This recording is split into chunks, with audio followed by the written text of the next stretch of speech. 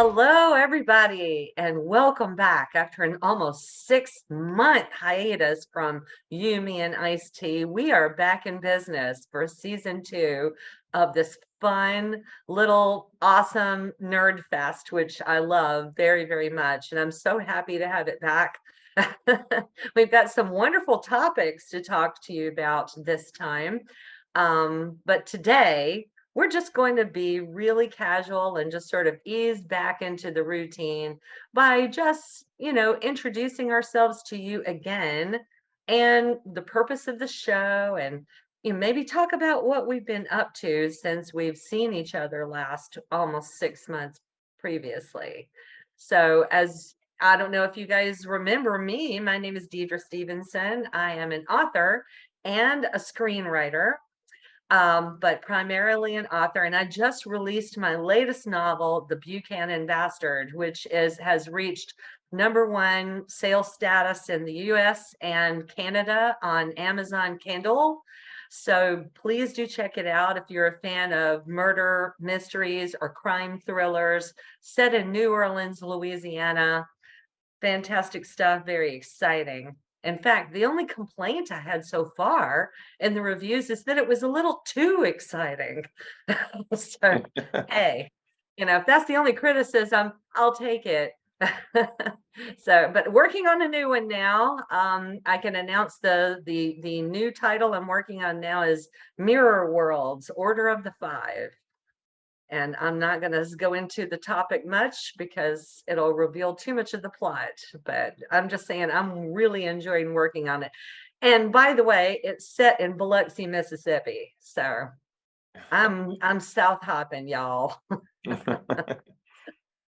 Now, this is Mr. B over here next to me. He's the producer of this show, and he has his own talk show podcast called Free Talk with Mr. B. And he recently finished taking us all the way through the nuggets of wisdom in his book, The Art of Giving Back. And that was amazing. That was really fun to do that with you. And now I guess you've been talking about other topics. Do you want to tell us about Yes, that? yes.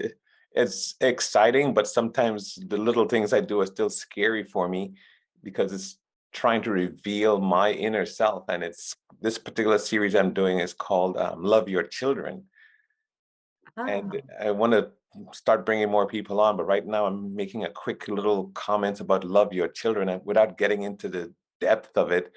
But I have some topics associated with Love Your Children. Maybe I'm missing my children as I'm getting older, and maybe want to talk about some feelings, emotions, and that's why it's the scary part. But it's a lot of questioning as to why we love our children so much and do so much. And I kept thinking about you because you put so much energy out for your children. You love them so dearly, and all of us alike. And sometimes I'm wondering why and what are our responsibilities. So that series, Oh, there are other series, so mental health hard. series coming up from with Samina, and always inviting around the world new people on to keep talking because we have room to talk and free talk with Mr. B. Absolutely. I think any one of us in here on this panel, I think Lynnae is thinking about making a podcast of her own. I mean, Rod, have you ever considered doing your own podcast, or have you done it before? I have in the past, but normally I'm just guest on other podcasts because I like them to do all the work involved with a podcast. I don't blame you there, but but oh, I didn't introduce Rodney properly. Rodney is a game producer.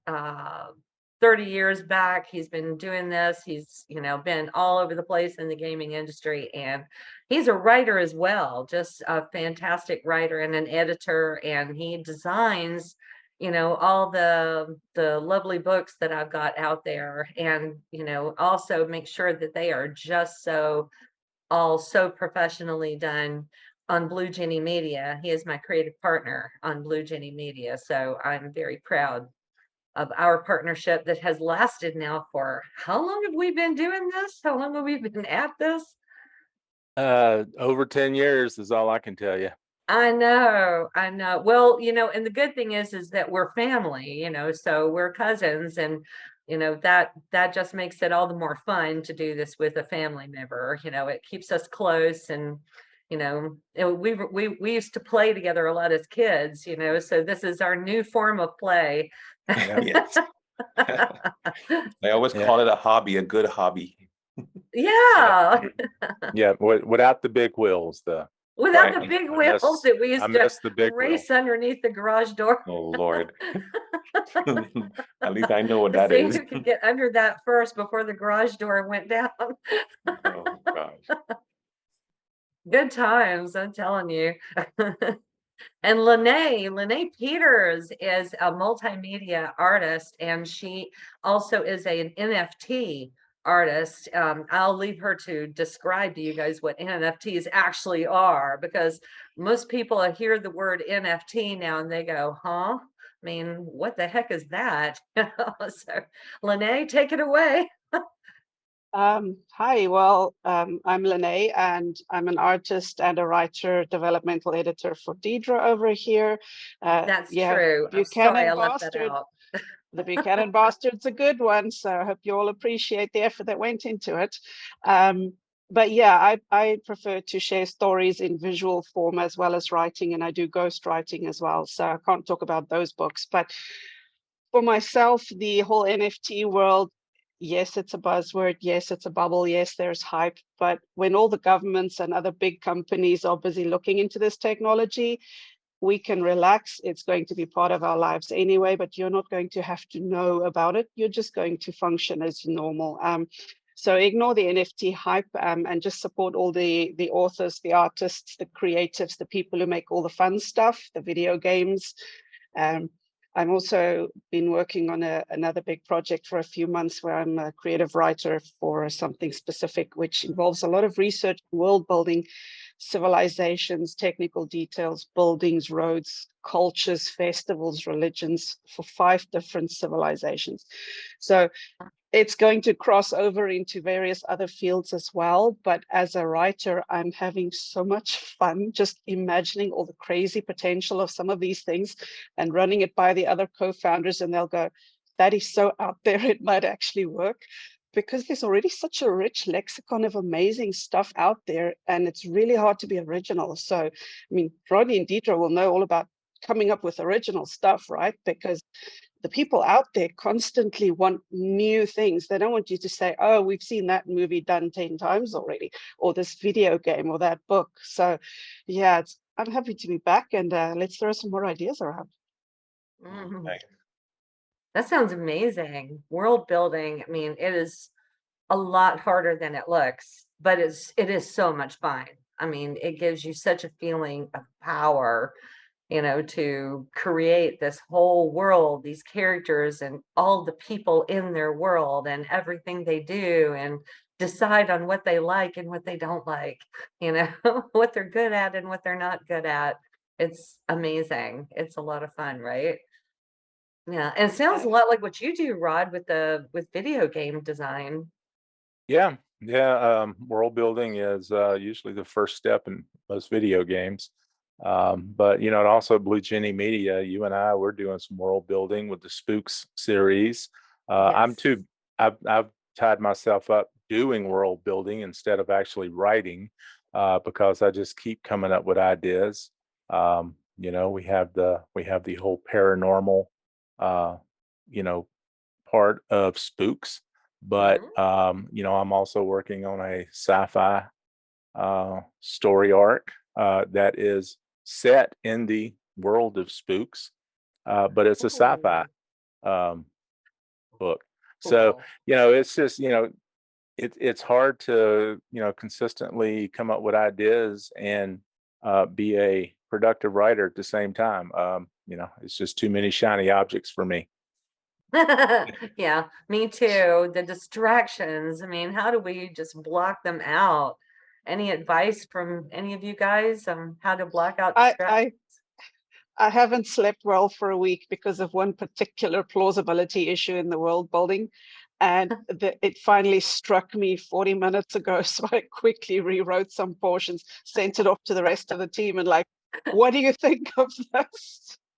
But yeah, Oh, you can't be productive if every second detail you're tripping yourself up and writing yourself into a corner, which is what a lot of writers struggle with. Is if you have given your main character 6 arms and legs, for example, you can't have them doing stupid things like climbing a mountain or riding a horse. You have to think of the physical limitations of what you've created. But so that's why a lot of this research in advance is extremely frustrating for us, because you have a great idea for a scene, but it's never going to work.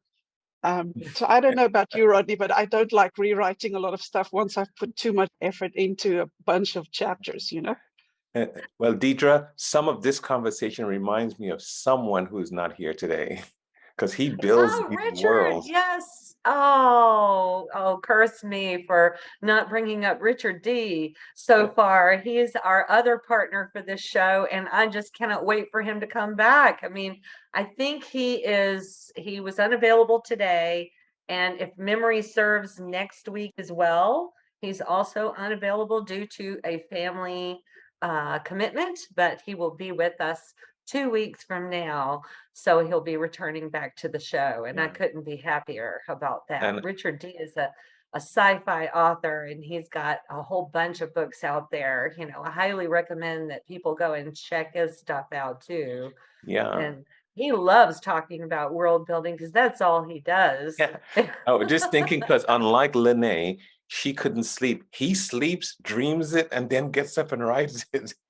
So That's a very good point. I mean, and he doesn't really worry too much about how it works at the moment. He just sort of makes it work later. You know, I have to tell you, Lynnae, I'm going to have to poke a little bit of teasing at you right now, because after she edited the Buchanan Bastard, one of our buzzwords for Lynnae in the house now is, "That's not plausible."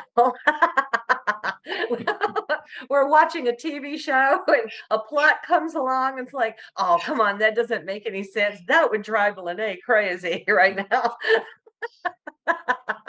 Yeah, there's a major action movie out that has upset me so much I don't even like the franchise anymore. That's all I'm going to say.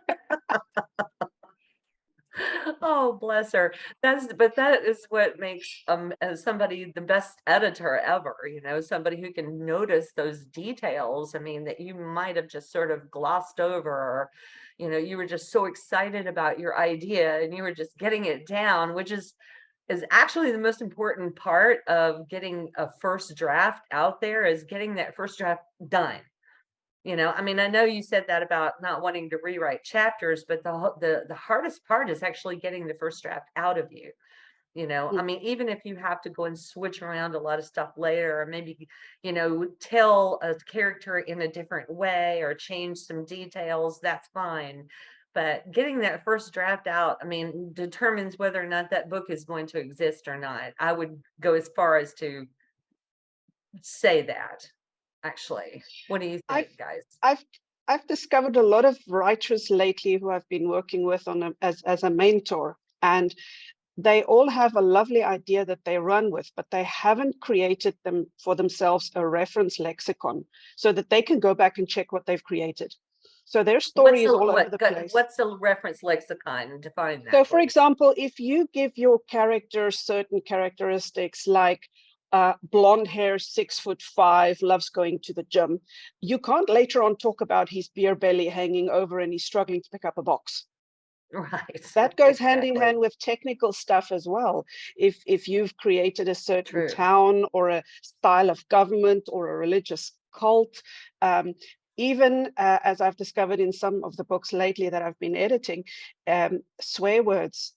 You cannot have everybody in the book use the same cuss words over and over again. It becomes extremely boring. So if you have a cantankerous old man, give him a different generation swear word as opposed to a teenager.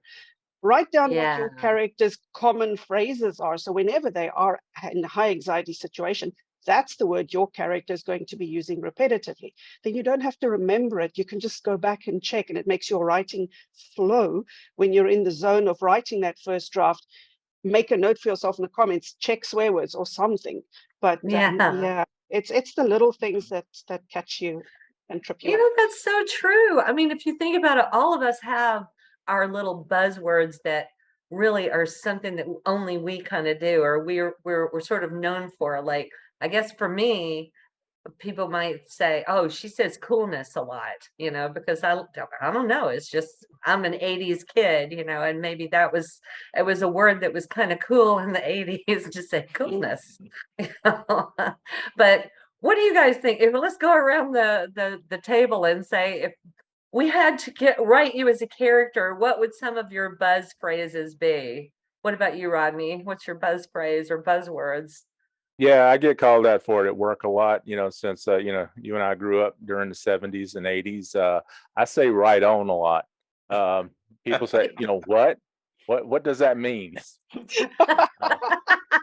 Do not question the holy words. Yeah, but so that's when they say, oh, that's just Rod, he's old. No, he's classic. Yeah, but I agree 100% with what Lynnae was just saying about a lexicon.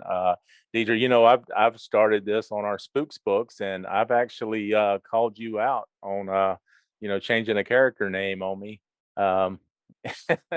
But Yes, that's true. I'm sorry. I'm more of a fly by the seat of my pants kind of writer, you know. I'm a pantser. I think that's what we're officially called, right? Pantsers. Yeah. Pantsers and preppers, yeah. Yeah, There's I'm more of preppers a and there's pantsers. yeah, I'm more of a prepper, and I do have to have the lexicon. When I'm world building, I'm building out, locations, characters. I'm talking about the little things about those places that you can use description in your writing to make a person feel like they're in that place.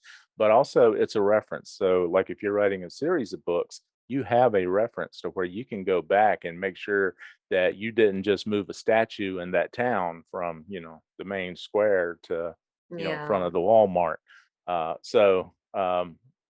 That's it's something that everybody needs to at least try to take the time to jot down some of the characteristics of your characters, of your locations, so that when you're writing the book, you don't drift and there's no scope creep, especially when you're just doing descriptive stuff. Very valuable. Yeah. Hey, Mr. Bates, since you're talking about loving your children, have you thought about maybe doing children's books? I try not to. I think in my head is filled with buzzing around the world doing what I'm doing. But I was thinking about how social media, I type on social media and I have, I think I'm a overkill with emojis. That's my habit. And the word definitely, I just put D and it's writing it for me because I think it knows I write the word definitely a lot. So if you're, Definitely. yeah. So Is that your imagine if you buzzword? have a Definitely. if you have a tool that you use for your writing, it may you got to check it because it may get accustomed to your own algorithm and start putting the words that you're accustomed to using, and you have to check yourself, like Rodney is saying too, to be consistent, or sometimes if you need to be inconsistent, do just that, because your computer that you're writing might give you the algorithm that you're accustomed to. It senses that you're always writing this word, and then it keeps giving it to you, and you're not fixing what you think you might need to fix too, because it always pop up what you're thinking. I don't know if it's what I'm thinking. It's probably what I've been writing in the past. In any case, this technology that we have today can keep our bad habits bad. And so it's a way to keep track if you're a writer, whether you're writing science fiction, history, or a biography. We could check ourselves and keep our characters in check, like you're saying. Mm-hmm. Yep. Agree there. Totally. Hey, Lene, what's your buzzword? I swear too much. Yeah, I find that if I'm editing something that's written like in the 16 or 1700s, I will start using those terms because I'm so immersed in that headspace. And it's difficult for me to adapt again. And having 2 teenage daughters as well, the buzzwords change basically on a monthly basis. Some of them are interesting, and some of them are just, where does this word come from? And then there's the revival of some of the words from the 80s that are fashionable again. So I just speak when I'm in the mood. I'm a pantser in terms of speaking. And I'll also adapt to different cultures and language groups and age groups that I hang out with. So I will be sitting there with the grannies just nodding sagely using their same buzzwords. So yeah, in that sense, I think I'm more of a pantser than a prepper. I don't know, maybe you should tell me sometime. I'm gonna listen. The biggest one I've got for you though is that's not plausible. I swear I'm gonna make a meme for you one day. It was even uttered during that movie franchise in the one scene in particular, and my daughter was quite embarrassed and said, "Shush, Mum, you can't say that."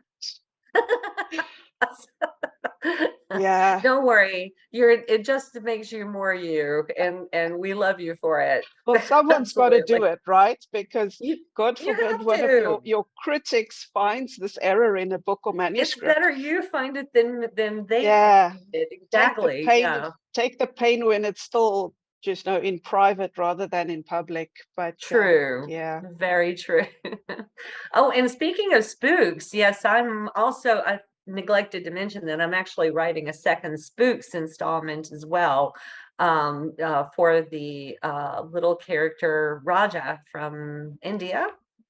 So it's her adventure now. It was Ahmed from Egypt in the first adventure called Ifrit. So we will be switching to India in the second one. And I've already started it, and it's already so fabulous as it's coming along. So working on 2 books at once, actually.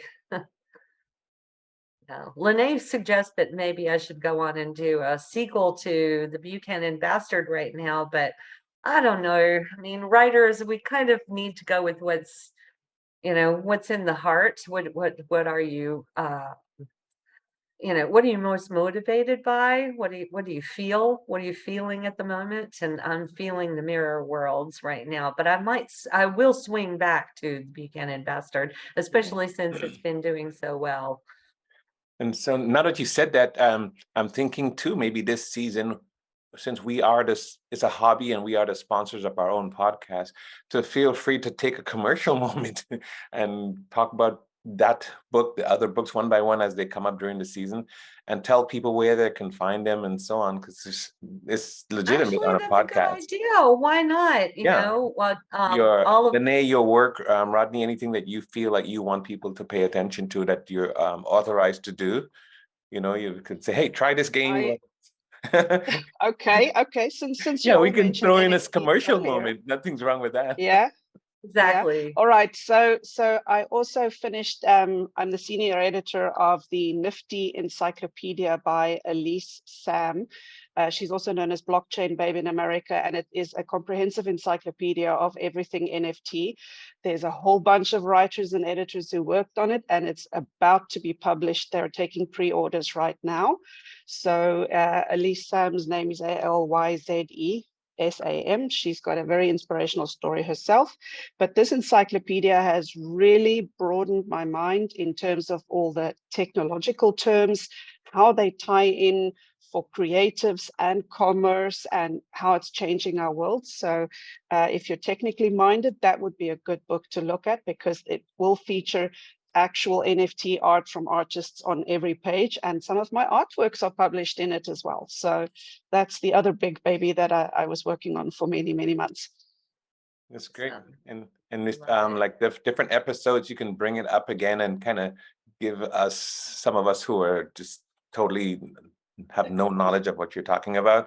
You can tell us where to go, where to find these things, and be as precise as you need to be, because there's nothing wrong with that. People who listen to podcasts and these stories can go and help themselves. Well, on that note, Mr. B, tell them about your book as well. You also have The Art of Giving Back. Where can people go to find that? And right now it's still Amazon and Kindle. And okay. In this case, I'm so strange. I was not interested in selling books because of the reason why I made the book in the first place was just to leave something behind for kids, grandkids, and potential great grandkids, because my grandkids are 16 and 12. And I say, well, if I live, I get to see great grandkids. And so it was more of the purpose of it. But I went through the process to make sure Free Talk with Mr. B was on Amazon, was on Kindle, and I didn't even check into all of that stuff to see. And I'm not promoting it or none of those type of things. I'm just so happy to give it away. But I'm just a strange one. That's not what everyone does. Oh, well, I think everyone should take a look at it because it's got a lovely message. It really does. A lovely, worthwhile message Man, for thank you. reals. Yeah. That I like. I definitely like the message because I think it goes in line with my personality and why I invite people onto this podcast and why we're here talking today. Because if we can do something to get good messages out, we're asking to say, look, we're calling it a hobby because it's not paid for.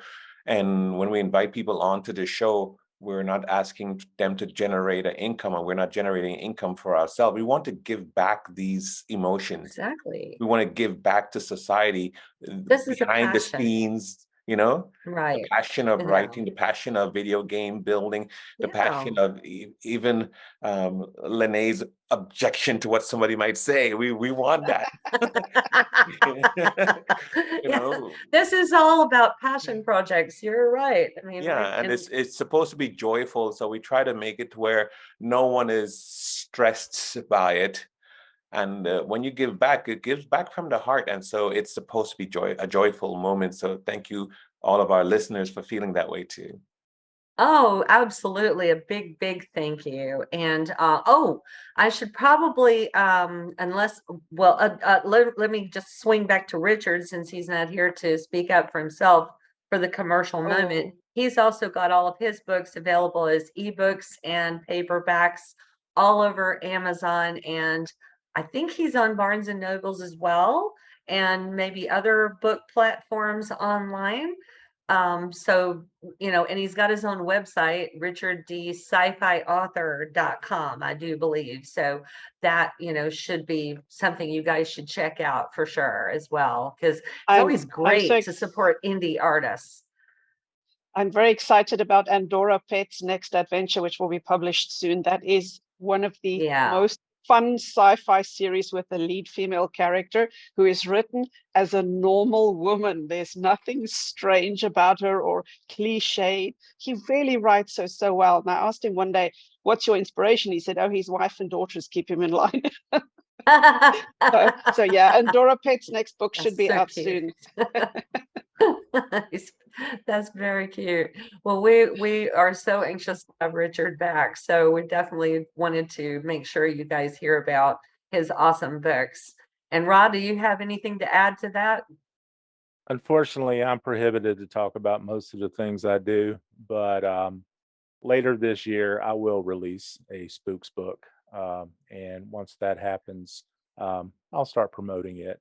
But I'm so excited to hear that. Yeah, until then, I'm happy helping other people, reach their goals. So wonderful. And Rodney has been an amazing help to me, by the way, because my books are literally available. It's everywhere in the world, and it's largely because of this guy here, because he puts them on platforms where they're available. In every online store there is. I mean, and you can even walk into a bricks and mortar store anywhere in the world, like a Waterstones or a Barnes and Noble, and you can order a physical copy and go pick it up at the store. And that's because Rodney has steered our enterprise in such a direction to make that possible. So yeah, and right here on Free Talk, you can see what he said on Free Talk is what we're talking about, making someone else's goal come to fruition is amazing giving back approach. It's amazing gift to other humans. It makes humanity human. That it's such an unselfish statement. It's beautiful, and I love that. Can you see someone else blossom? Why does it have to be us? So he says it's the epitome of what I get talking about sometimes. if we could make someone else happy by seeing their dreams, their goals come true, is what's giving back. And so this particular podcast, the others, all of us, I just love what he just said, and I love you for that. That's Oh, we definitely want to have other artists on the show. We want guests all along the way, these next 9 episodes, and hopefully we can give some other people the spotlight, along the way as well, so that they get a chance to kind of shine and tell people what they've been working on as well. We have next week, we're going to be talking about AI and what might be the scary parts of AI in terms of people creating their own independent art, writing. We've been talking all along this whole half an hour about your original work and your original ideas. Is AI something that's dangerous for us? I mean, because it's here to stay. I mean, let's just face the music, it's here.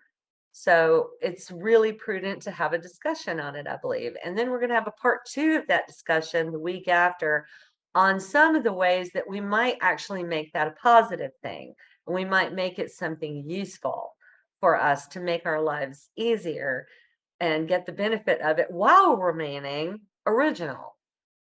So that should be very, very fun. So just to give you a preview of the next 2 shows. So you guys be thinking about that, form your questions, let us know if there's something in particular you'd like for us to cover, for sure.